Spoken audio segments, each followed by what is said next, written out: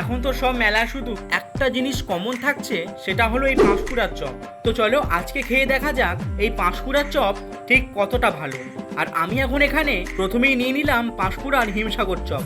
আর সত্যি বলতে এটা খেয়ে আমার হিমসাগরের থেকে বেশি আমার মুখে নুন সাগরের ফিল হয়েছে। এক কথায় বলতে গেলে চপে নুন বেশি হয়ে গেছে। চলো অনেক হিমসাগর হয়েছে, আর নয়।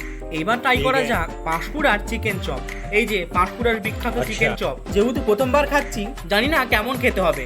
আগের ওই হিমসাগর চপ খেয়ে আমার মুখে যে কি সাগর ফিল হয়েছে তা তো আমি বললাম। চলো এটাও খেয়ে দেখা যাক। এটা পাঁশকুড়ার নামেই চিকেন চপ, কিন্তু বন্ধুরা এই চপের মধ্যে চিকেনের দেখা পাওয়াটা কিন্তু খুবই দুষ্কর। দেখতে পাচ্ছ তো কত ছোট একটা চিকেনের পিস দিয়েছে।